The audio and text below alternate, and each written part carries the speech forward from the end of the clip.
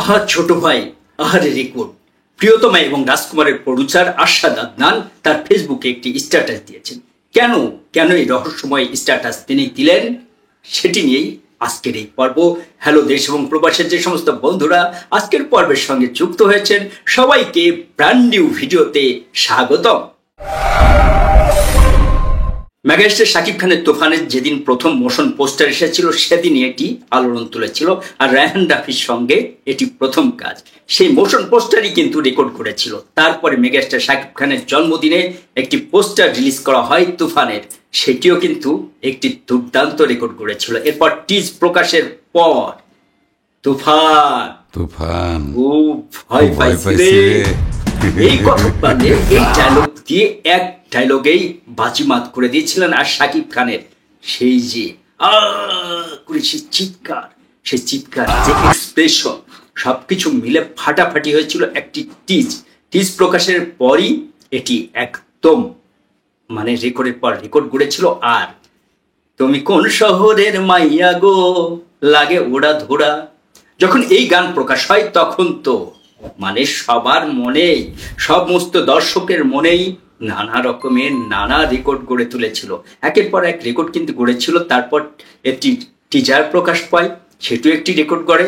তারপর দুষ্টু কোকিল, সেটিও একটি রেকর্ড গড়ে। একের পর এক রেকর্ড কিন্তু গড়েছে। আপনারা দেখেছেন যে সমস্ত সাকিবিয়ানরা আছে, যে সমস্ত সাকিবকে যে সমস্ত দর্শক পছন্দ করেন না, তারাও সেটি জানেন। আর তুফান মুক্তির প্রথম দিন থেকেই একের পর এক রেকর্ড গড়েছে। আমরা দেখেছি যে ময়মনসিংহ যে সায়াবানী সিনেমা হল আছে, সেখানে এই প্রথম এত বড় একটি বড় ঘটনা ঘটেছে। সেটি হচ্ছে রাত 12টা থেকে 3টা পর্যন্ত আরেকটি মধ্যরাত শো চালাতে কর্তৃপক্ষ বাধ্য হয়েছে। তার মানে সেটিও একটি রেকর্ড। আমরা দেখেছি যে টিকিটের জন্য মধুমিতা সিনেমা হল নওশাদ সাহেবের, সেটিতে ভাঙচুর। কতদিন এরকম কোনো ঘটনা আমরা দেখতে পাইনি। মাত্র এটি প্রথম আলোর অথেন্টিক খবর, মাত্র 10 দিনে 20 কোটি টাকা গ্রস ইনকাম করেছে। আর কালকের একটি রিপোর্ট, তুফান মাল্টিপ্লেক্স সিনেপ্লেক্স মিলে সেখানে 10 কোটি টাকার গ্রস টিকিট সেল করেছে। এরপরই আরশাদ আদনান প্রিয়তমা এবং রাজকুমারের প্রডিউসার, তিনি একটি রহস্যময় পোস্ট দিলেন। আহা ছোট ভাই, আহারে রেকর্ড। আসলে কি বোঝাতে চেয়েছিলেন, সেটি তার পোস্ট কি লিখেছিলেন সেটিও একটু আপনাদের ধারণা দিই। তিনি লিখেছেন, আমার এক ছোট ভাই মাদ্রাসায় পড়ে, প্রায়শ আমার বাসায় এসে খেলা দেখে।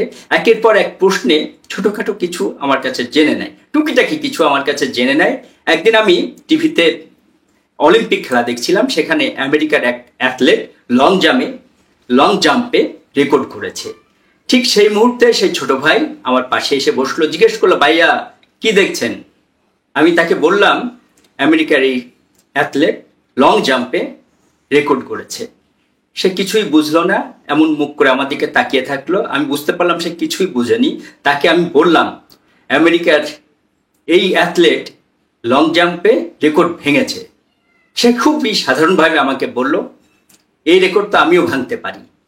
তারপর পরের দিন সকাল আমি এরপর তার কথার কোনো মানে না খুঁজেই তারপর আমি টিভিতে চোখ রাখলাম। তারপর দিন সকালে বাসা থেকে বের হতে দেখি সেই ছোট ভাই দৌড়াচ্ছে আর লাফ দিয়ে কিছু ছুঁড়ে ফেলছে, সেগুলো ভেঙে যাচ্ছে আর সে খুব খুশি হচ্ছে।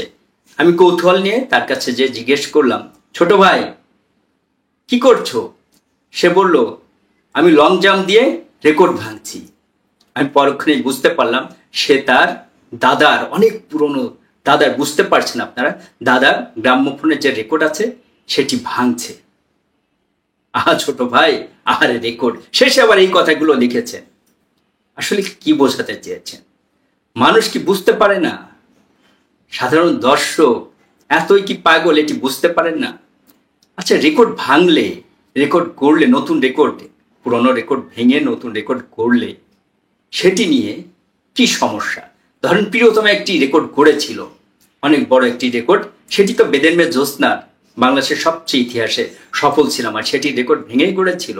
আর প্রিয়তমার ব্যবসা শুরু হয়েছিল ঈদের 3 দিন পর, সেটি আলোচনায় আসে। কিন্তু তুফান প্রথম দিন থেকে রেকর্ড করেছে, একের পর এক ভালো ব্যবসা করে যাচ্ছে। কিন্তু আমি একটি রেকর্ড করেছিলাম, সেটি একজন ভেঙে দিল।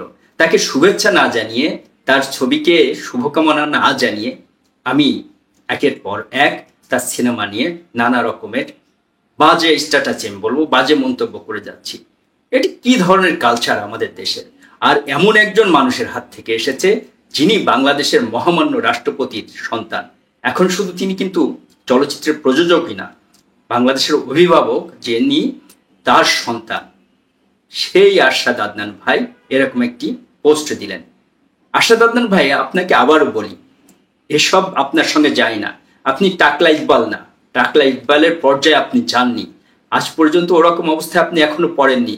আপনি এত ছোট মনের নয় বলেই আমি জানতাম, কিন্তু আপনার এইসব পোস্ট দেখে মনে অনেক প্রশ্ন জাগে। কেন কেন এই ছোট মন মানসিকতা আপনার হবে? আপনি বাংলাদেশের সবচেয়ে বড় বৃক্ষ যে মহামান্য রাষ্ট্রপতি আমাদের, তার সন্তান। এখন আপনি শুধু ছোট একজন প্রযোজক নয়, সাধারণ কোনো প্রযোজক নয়, ইকবাল টাইপের প্রযোজক নয়, ঝন্টু কাকার মতো পরিচালক নয়।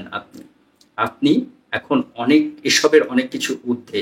সবচেয়ে বড় কথা, আপনি শাকিব খানের বন্ধু। আপনি সেটি বলেন, শাকিব খানও বলে, আমরা সবাই জানি সেটি। সেই সিনেমা নিয়ে আপনার শুভকামনা জানানো উচিত ছিল। এত বড় বড় রেকর্ড করছে সত্যিকার অর্থে। আপনারা দেখতে পাচ্ছি অস্ট্রেলিয়াতে টিকিট নাই, আমেরিকাতে টিকিট নাই, টিকিটের জন্য হাহাকার পড়ে গেছে। মধ্যপ্রাচ্য একই অবস্থা। যে সমস্ত জায়গায় বড় বড় দেশগুলোতে তুফান মুক্তি পেয়েছে সেখানে কিন্তু একই অবস্থা। আপনি স্বীকার করেন বা না করেন, আহা ছোট ভাই, আহারে রেকর্ড, এটি বলা আপনার অন্তত আপনার স্ট্যাটাসে আপনার মুখ থেকে এরকম কথা বের হলে, আপনার হাত থেকে, আপনার লেখা থেকে এরকম কথা বের হলে সেটি সবার মনে খুবই কষ্ট দেয়। রায়হান রাফির সঙ্গে আপনার সম্পর্ক কেমন আমরা জানি। একজনের সঙ্গে একটু খারাপ সম্পর্ক থাকতে পারে, সেখানে আপনার অনেক প্রিয় অভিনেতা, প্রিয় মানুষ কাজ করেছে।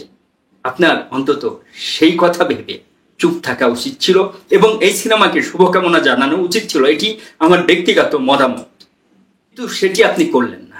আপনি এর আগে একটি স্ট্যাটাস দিয়েছিলেন, সেটি মেনে নিয়েছিলাম আমরা, কিন্তু দেখতে পেয়েছেন মন্তব্যের ঘরে কি ধরনের মন্তব্য করছে আপনার সঙ্গে এগুলো যায় না। রেকর্ড কিন্তু গড়েছে তুফান। আর রায়হান রাফির সঙ্গে আপনার যে ঝামেলা, রায়হান রাফি কিন্তু খুবই প্রতিভাবান একজন পরিচালক বাংলাদেশের। আমি বলবো বাংলাদেশের অ্যাটলি কুমার যেরকম সে দক্ষিণী সিনেমায় যে একবার কাঁপিয়ে তারপর শাহরুখ খানকে নিয়েও কিন্তু তিনি দেখিয়ে দিয়েছেন। দেখেছেন, ডাক পেয়ে গেছে কিন্তু কলকাতা থেকে রায়হান রাফির প্রতি হিংসা করে এভাবে নিজেকে ছোট করবেন না। বা রায়হান রাফির প্রতি ক্ষোভ আছে, দুঃখ আছে, রাগ আছে, সেগুলো প্রকাশের মাধ্যম অন্যরকম হওয়া উচিত।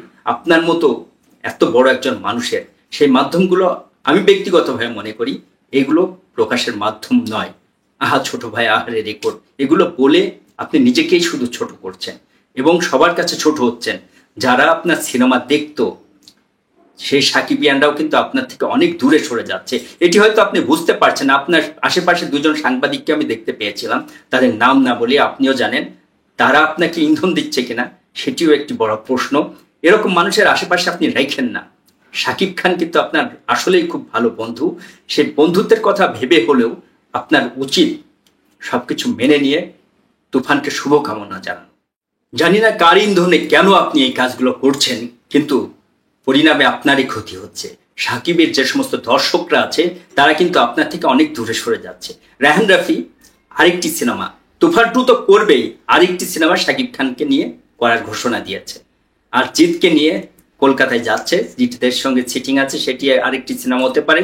আর রোজার ঈদে তার আরেকটি সিনেমা আসবে ওসিয়ত আরফানিসের সঙ্গে, সেটিও একটি কনফার্ম আছে আমরা জানি।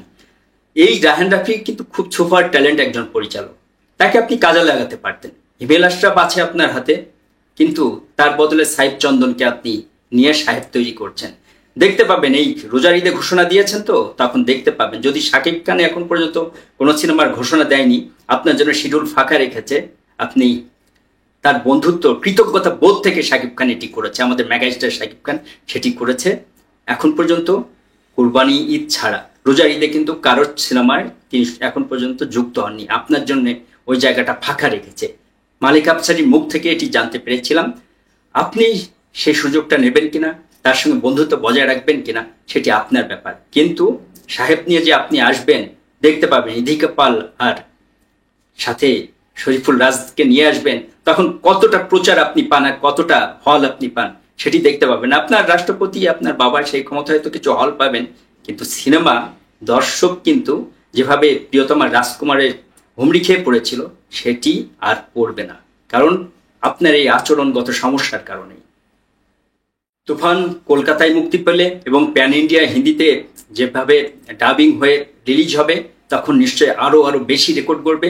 মাত্র 15 দিন চলছে, তার মধ্যেই কেউ কেউ বলছেন 25 কোটি টাকা গ্রস ইনকাম করে ফেলেছে। 10 দিনে যদি 20 কোটি টাকা হয়, কেউ বলছে 27 কোটি, কেউ 30-31 কোটি, অনেক কথাই বলছে। নিশ্চয়ই এই সিনেমা অনেক বড় বড় রেকর্ড করেছে। তবে আহা ছোট ভাই, আহা রেকর্ড, সত্যি রেকর্ড করেছে। আহা ছোট ভাই, আহা রেকর্ড কিন্তু গড়ে ফেলেছে তুফান। তুফান আরো বড় বড় রেকর্ড করুক, এই শুভকামনায় দেশ এবং প্রবাস থেকে যে সমস্ত দর্শক শাকিব খানের সিনেমা দেখেন, বাংলা সিনেমা দেখেন, সবাই বাংলা সিনেমার সঙ্গে থাকবেন, সবাই ভালো থাকবেন, সুস্থ থাকবেন, নিরাপদে থাকবেন এবং দেশের কাজে নিজেকে নিয়োজিত করবেন। আল্লাহ হাফেজ।